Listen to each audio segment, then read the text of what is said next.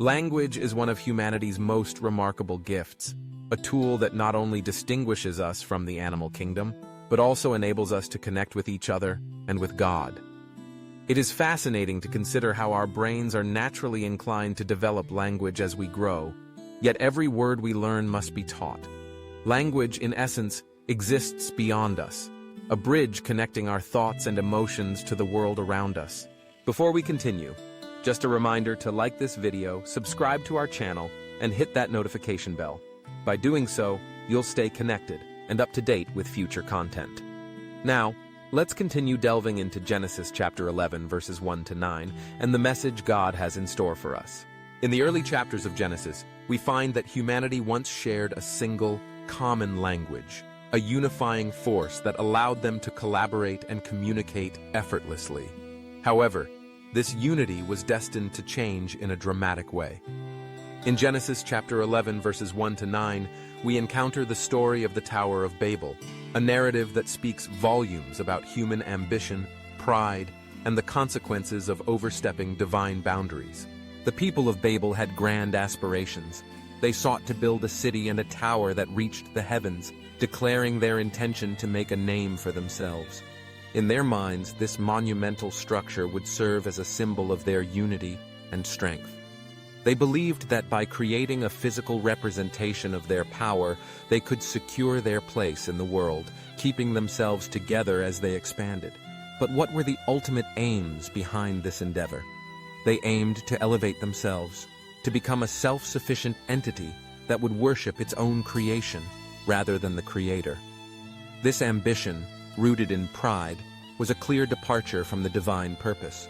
When we compare the aims of the Babel builders with the promises God made to Abraham in Genesis chapter 12, verse 2, we see a striking contrast. God promised Abraham that he would make him into a great nation, bless him, and make his name great. This divine promise was not rooted in human effort or ambition, but in God's sovereign will. Similarly, in Genesis chapter 9, verse 1, God instructed Noah to be fruitful and multiply, filling the earth. The intentions behind the Babel project directly opposed God's command to spread out and populate the earth. Instead of seeking to fulfill God's plan, the people of Babel sought to carve out their own destiny, leading to their downfall. The language of pride permeated the hearts of the Babel builders. They believed that by erecting this tower, they could transcend their earthly limitations and achieve greatness on their own terms.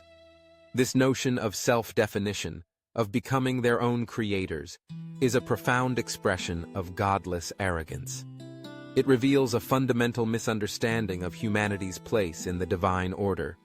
The desire to make a name for themselves was not merely a quest for recognition. It was an attempt to usurp God's authority and redefine their existence apart from him. This is a recurring theme throughout the early chapters of Genesis, where human failure is met with divine grace. As we reflect on the pattern of failure and grace, we see how God has consistently judged and shown mercy. After Adam and Eve's disobedience, God provided garments to cover their shame, a sign of his mercy amidst judgment. With Cain, even after the murder of his brother Abel, God marked him to protect him from being killed, demonstrating mercy in the face of sin. And when humanity grew wicked, leading to the flood, God preserved Noah and his family, offering a new beginning. Yet in the case of Babel, we witness a moment where mercy seems to be withheld. Before executing judgment, God takes the time to investigate the situation. In Genesis chapter 11, verse 5, we read that the Lord came down to see the city and the tower that the people were building. This act of investigation is significant. It underscores that God's judgment is not born from jealousy or a desire to crush human potential. Instead, it stems from a profound understanding of humanity's fallen nature. God recognizes that a united humanity, unchecked in its ambition, poses a significant threat to the divine order. In Genesis chapter 11, verse 6, he acknowledges that nothing will be impossible for them if they remain united in their rebellion against him. Thus, God's response is to confuse their language, leading to the scattering of the people. This act of judgment serves to confound their plans and disrupt their unity. The word Babel itself resonates with the Hebrew term for confused, and the city of Babylon emerges throughout Scripture as a symbol of human and spiritual opposition to God. It stands as a reminder of the consequences of pride and the futility of attempting to build a life apart from divine purpose. As we apply these lessons to our own lives, we can find a profound call to humility and dependence on God. In Revelation chapter 18, we read about the end of Babylon and the fate of those who dwell there. It serves as a sobering reminder of the fleeting nature of earthly ambitions and pleasures.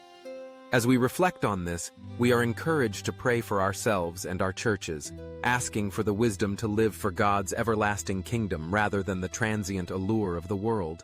In a world that often celebrates self-sufficiency and individualism, the story of the Tower of Babel calls us to examine our motives and ambitions. Are we seeking to build our own towers of pride, or are we willing to submit to God's divine plan? The beauty of language is that it can be a tool for worship, for connection, and for proclaiming the greatness of God. May we use our words and our lives to reflect His glory, living in unity with one another as we fulfill His purpose for our lives. If this message resonates with you, take a moment to praise our Lord. Type "Glory to Yahweh" in the comments as a declaration of praise and glory to our Father for His infinite love, mercy, and patience for us. God bless you.